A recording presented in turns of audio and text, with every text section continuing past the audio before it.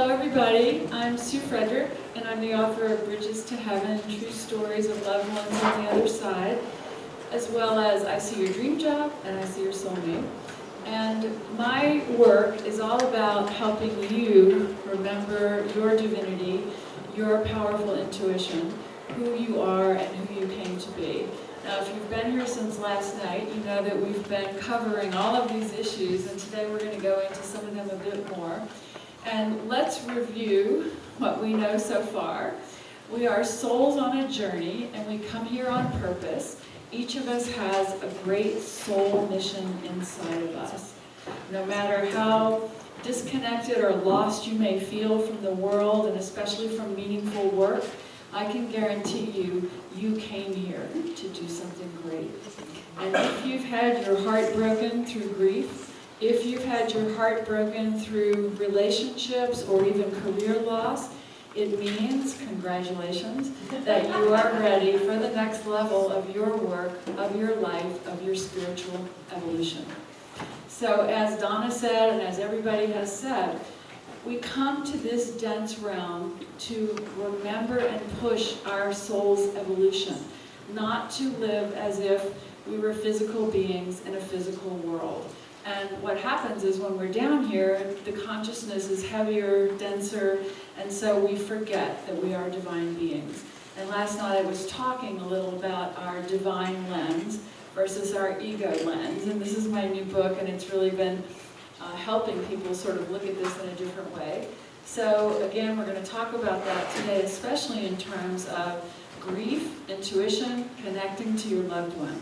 So when we drop into planet Earth as children, we come in with our divine lens firmly in place. And this is why, Donna's wonderful stories about children seeing spirits on the other side. No one has managed to remove their divine lens. And our divine lens is our soul's view of who we are and what we've come here to do. And we know that when we first get here. And then our sort of left brain dominated culture starts talking us out of that, telling us, well, who do you think you are to think you can do that? Or that's not really a spirit in the corner of the room. Or all of those things that our children hear as they grow up that we heard. And the most damaging message, you better learn how to fit in, be like everybody else, or you're going to have a hard life, because you are not here to be like everybody else. You're only here to be like you. And every single soul in this room, every single soul in this planet came with their own unique gift, their own mission to accomplish. And when your loved one crosses over, it is an agreement you made from before you dropped into this lifetime that this crossing, this grief you would experience, would wake you up to your divine mission, your higher self, your divine lens. It would replace your divine lens if you had lost it. So your person who you're grieving for is and was and continues to be your greatest teacher. So thank them. Thank you, beautiful souls who we love and who are on the other side. And do you know why we're still here? This is what I really believe, because we're just less evolved. We're just not quite awake enough. The most conscious of us get to leave first. I said that at my dad's funeral, and it really pissed some people off. Because I always speak from, I think from my right brain. I don't know how to filter it and be polite. And my dad had died. I was in the South at a funeral in Mobile, Alabama. And this was, how Donna was talking about how we all have different lessons we come to learn and certain things we're going to focus on. Well, being born as a girl in the 50s in the South, what kind of lesson was that? Because look at me, I never, ever fit in. And I tried, but I never did. And so, thank God, the 60s happened. I had a break, I had an opening. However, when I go back home, I forget, right? I forget that I'm supposed to not say things like this. And so we're at this funeral party or something for my dad, and my mom is still alive, and all my siblings, and all of these very nice neighbors are kind of filing through, going, oh, you know, it's such a tragedy, we're so sorry. And my dad was my greatest love, so it's not like I wasn't feeling the pain and the loss.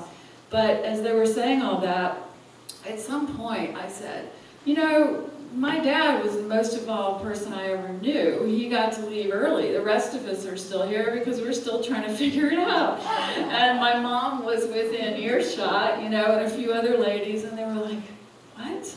You know, and it was insulting to them. They don't think that way, right? That they are less evolved because they're still here. And I just thought, okay, zip the mouth, shut up, be nice, say polite things, you know. But when my husband crossed, when I was 29 and 30, I knew he was the wise old soul in the relationship, and that he even chose to go through the journey of cancer for his own soul reasons, which we aren't able to consciously understand that down here.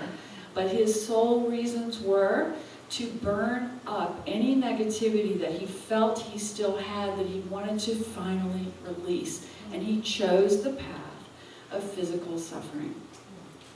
And he also chose that I would go through it with him and have my spiritual awakening as part of that. Because we talked a little about this last night, and I know some of you people here have lost people you love through cancer, right? And caring for them and not being able to save their life no matter what you do, and all of us try so hard, not being able to save their life is the greatest lesson in spiritual surrender. And that's the big lesson here. And don't we love to fight it? Surrender, right? I mean, when I was in my life in my 20s, when I met Paul, surrender was like the last word I would ever say, because I was a mountain climber, a rock climber, and you know, it was about overcoming and conquering. And I'm a very stubborn, determined person. And when somebody told me, when the doctor said, oh, he has colon cancer and he has 2 weeks to live, you know, my first reaction was, not a chance that that's going to happen on my watch. You know, and we went through every healer, every conventional doctor, every surgery. And I know you know what I'm talking about, Laurie. And many of you know. And Paul, near the end, was going, honey. And then I started being able to talk to him about death and dying and letting go. But really, I was the last one to know. Because when we choose our exit point, our soul knows it on a level. Not, you know, my soul knew it on some level too, but I was fighting it tooth and nail that he was going to leave early. But his soul knew it. And as time unfolded, he was waiting for me to be able to surrender. And I've worked with so many grieving people who, you know, they cared for their loved one lingered, you know, and they have so much pain about this. Why is there suffering? Why did my loved one choose to go that way? Why did it go on so long? Soul agreement. For all of it. For your highest good and for theirs. And again, only our divine lens lets us look at it this way. Because the ego lens, the physical body in the physical world, tells us terrible tragedy, you know? Cancer. You know, you're either going to go march against it and overcome it, or if it gets you, it's the worst tragedy on earth. And the divine lens says, what a blessing that your loved one was so evolved and loved you so much to cross over and let you experience the truth, the wisdom of that exit. And how it affects the whole family, how it affects every single member and pushes them to grow, pushes them to start asking different questions. And, you know, I love when Donna talks about her daughter, Christy. You know, I do a lot of things to help people who are grieving, but one of them is I look at the soul mission of the person who was here, who left, and, for example, see what were they trying to accomplish here. And I can guarantee you that Christy was a very highly evolved soul, and she came in to be the catalyst of growth for Donna and her family. I know Donna feels that way too. And it's the same for you and your loved one. That was a soul who was willing and brave and evolved enough to say, I will exit in a way that brings our whole soul posse to a higher level of wisdom and evolution. Wow, right on, thank you. I'm still trying. And that's where the next, the question that we hear a lot is, why am I still here? And the big answer to that is because you agreed to stay and your loved one is watching you, so live as if you know that's true. Start making your choices from the idea that you are making them proud, that they are watching you, that you have your own soul mission, which they understand from the divine realms looking at you, and that when you put on your divine lens and you remember how magnificent you are and what you came to do, you are doing the greatest act of love that you could offer to your loved one on the other side. So that's our divine lens discussion, and we will use that in a moment, come back to it. But the reason we talk about meditation so much is that meditation, when it's done right and it quiets your monkey mind, switches you from ego view, ego lens, to your divine lens. And the reason is that your monkey mind, your left brain, is what causes the ego lens, and we need that brain to navigate down here. But then it begins to fill us up with chatter and fear and anxiety. And our divine self is always connected to God, to divinity, to the higher realms, to intuition. That's also called our right brain. And yet we completely lose touch with that in most of our day-to-day life, right? Emails to answer, laundry to do, meetings to go to, where does that right brain go? Well, that's why every day you have to brush your teeth, so to speak, sit down and rehook up to that divine self. And it's sort of like, I also think of it as the analogy of going to the gas station and filling up your fuel tank, because if you're down here running on empty, you're going to make stupid choices, you're not going to get where you want to go, you're not going to be fulfilling who you are. But if you hook up to that tank of divine wisdom, I remember now. I've got my soul divine lens on, and I remember that those details are irrelevant. That I have soul agreements with everybody, even the people who are pissing me off. And that especially those people are here to put a lesson in front of me for my own highest good. And once I get into my meditation and my divine lens, show me the truth, the soul truth of this lesson. And don't you notice how that pulls you back from that instant ego reaction to life, right? And that is a huge part of what we're doing here, is trying to remember to be this way, the soul way, the spiritual way, and not trying to pretend that we're people that go about our business and aren't woo-woo, because we're all woo-woo. And as soon as you can embrace that in yourself and not be afraid to speak that truth to other people, then you're also helping those people be able to be who they really are with you.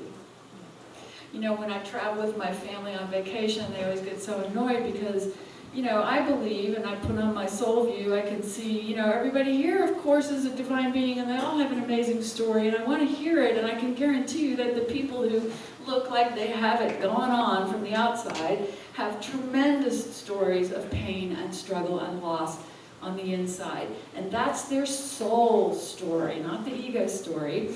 And when you run into people in the supermarket, you go, how are you doing? You hear the ego story. I'm fine, I'm great, everything's wonderful.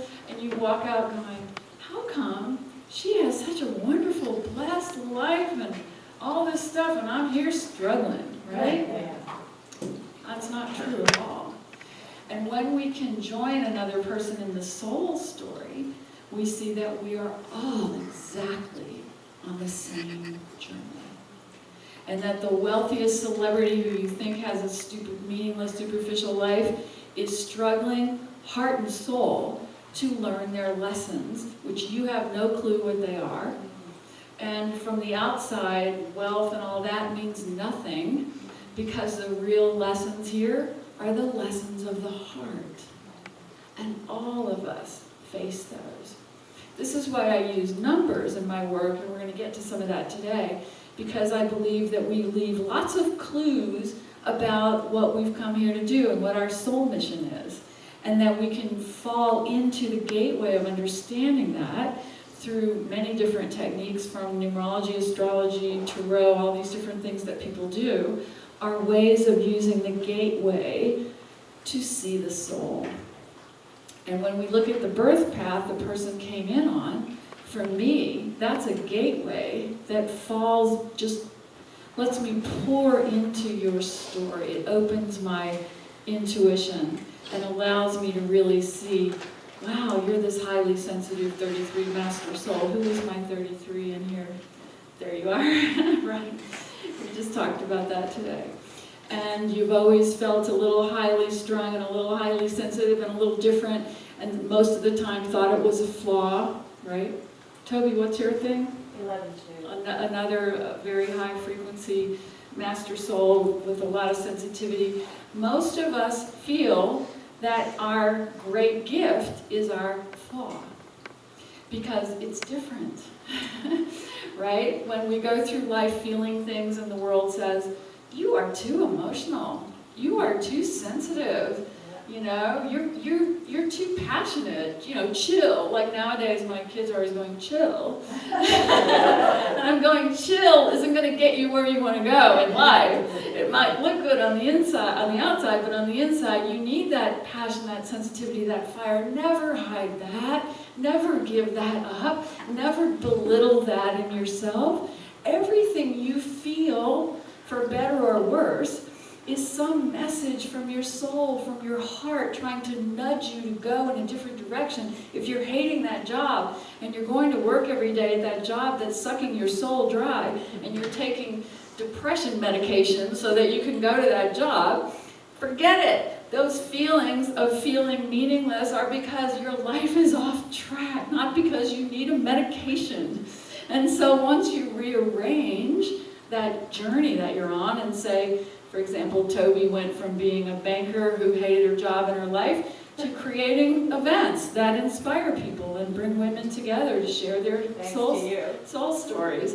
And many people make those reinventions, and then no more need for the migraine headaches, the depression, all of that, because all of that is our soul going, oh, come on, this isn't who you are. Don't belittle yourself. Step into the light of who you came to be. And what I've learned is that the more we hold back and try to play it small, right, the more we try to fit in and just be like everyone else and take that job for the benefits and just blah, blah, blah, the more our pain increases. And then finally we have the reinvention point, the wake-up call.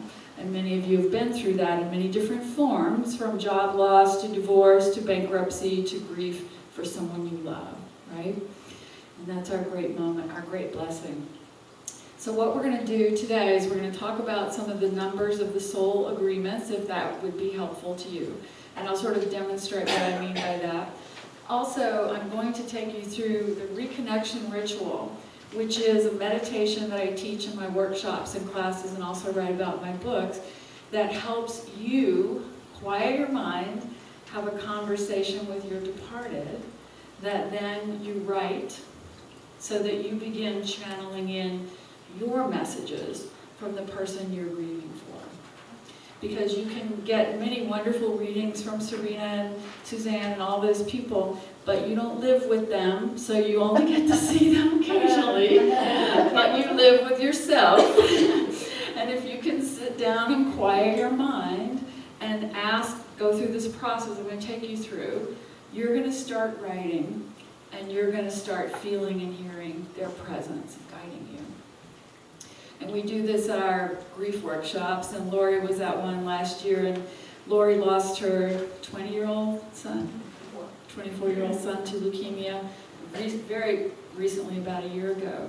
And she was one of those people who, at the beginning of the weekend, my heart went to her so much. I still love her to death. And as we all went through our writing and our meditations, her son, her beautiful Kevin, wrote to her, "Mom, don't become a hungry ghost." And he was studying Buddhism.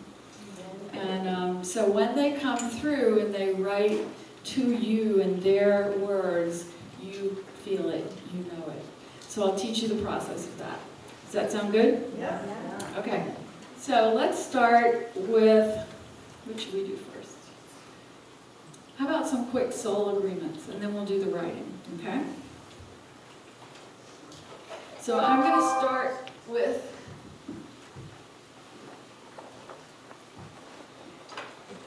to start with one person who I asked to be the guinea pig so I could figure hers out ahead of time and just show you what I'm talking about. And her name is Cindy. Cindy, raise your hand. And Cindy came up to me when I got here, and I hadn't met her before, and was telling me about how she was going through her own journey, her own evolution of waking up. And you can just feel when you talk to her that she's a very old soul. And all of you are, you wouldn't be here.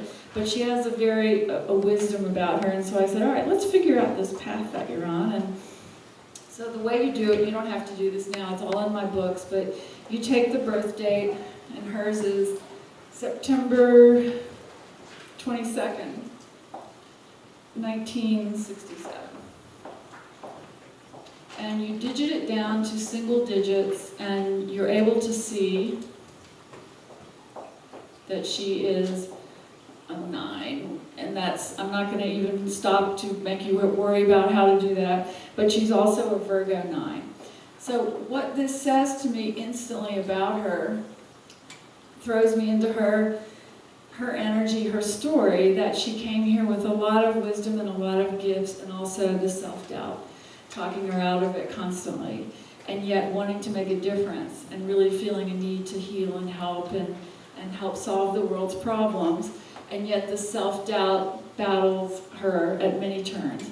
And then we also know from this that she's 47, sorry, I'm telling your age here, and she's in an 11 personal year, and in a gestalt of moment of feeling all that, you see, it is a year of awakening. 11 is a sacred number. It is a year of stepping into your intuition, and you're here, and you're also grieving someone.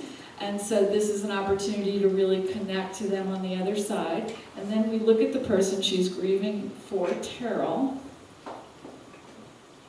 And Terrell was your cousin? That was my Cousin. And Terrell was a Scorpio 7. Bear with me and I'll help you. I'll show you how to do this for yourself.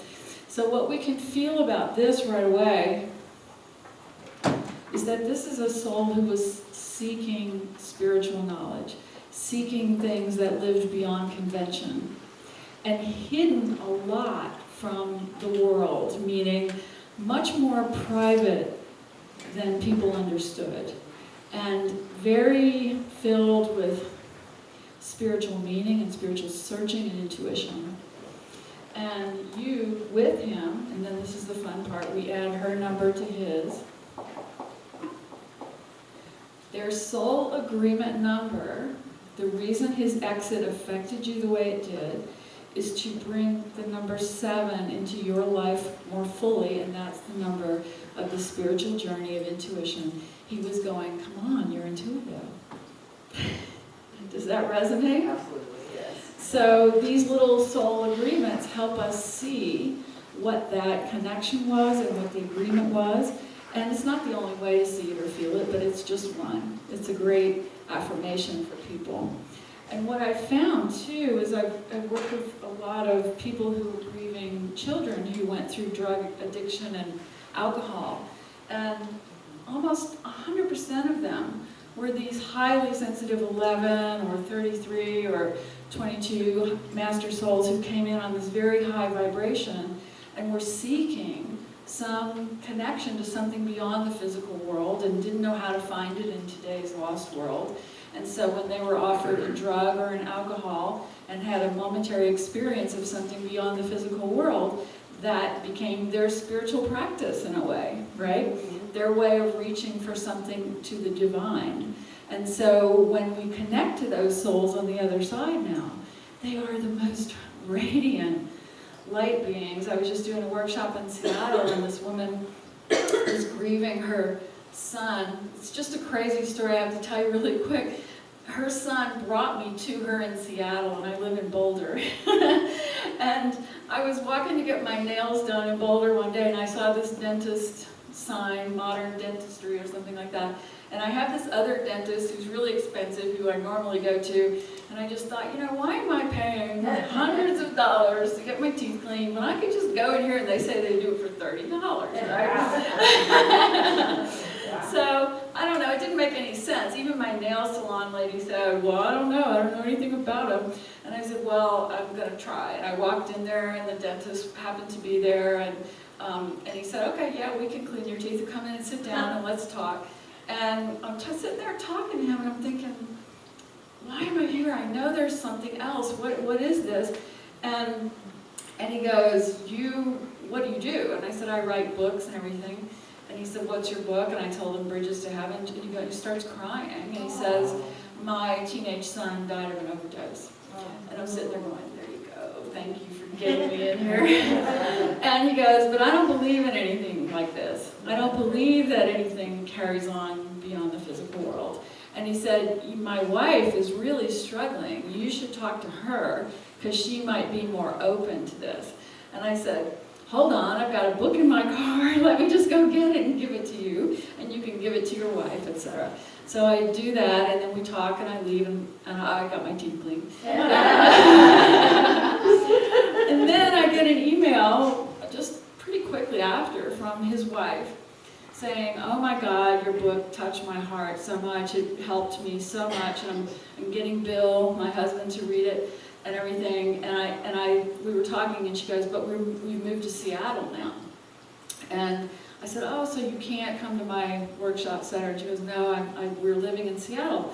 So then I get a phone call from the East West bookstore in Seattle, and they want me to come up and speak and do a workshop. And I'm thinking, God, this kid is so determined to get me. So I go to Seattle, and I teach in this wonderful East West bookstore.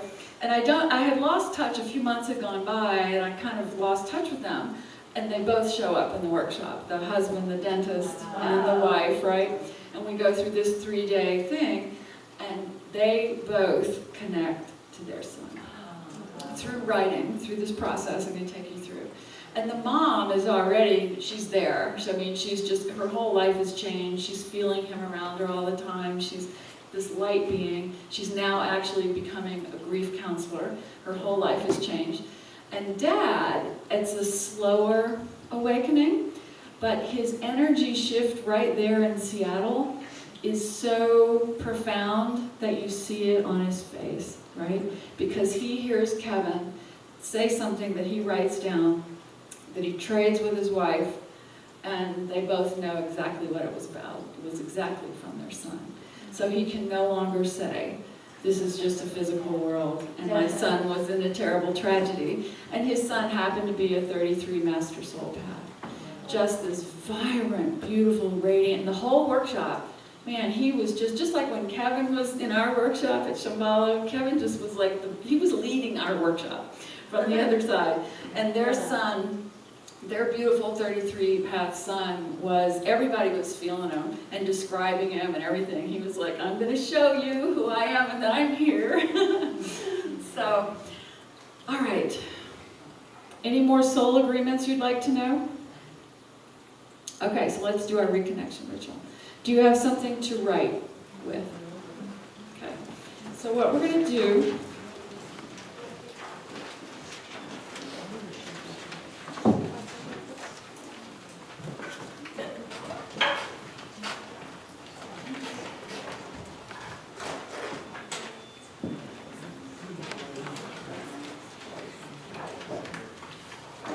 So we talked a little about meditation last night, and I'm just going to give you the,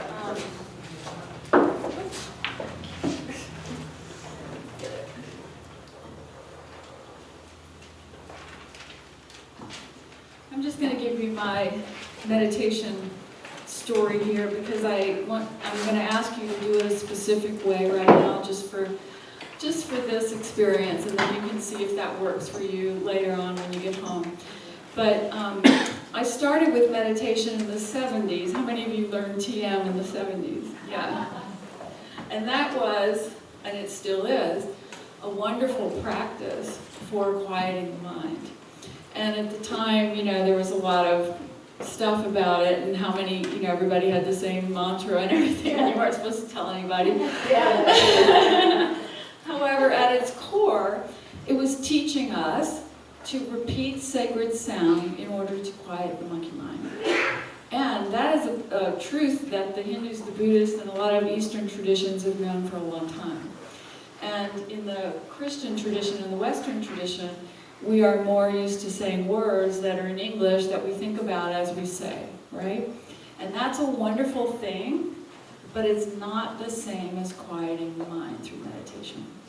So on my spiritual journey, I then went and lived in ashrams, studied Buddhism, Hinduism, did all sorts of spiritual journeys, learned from lots of teachers. And also studied at Unity and all the things, beautiful things they teach here. And what I have come to find with clients and with myself is that the most profound way of quieting the mind and instantly and reliably connecting to your divinity is through repetition of mantra or sacred sound. So are you okay with trying that with me? Okay.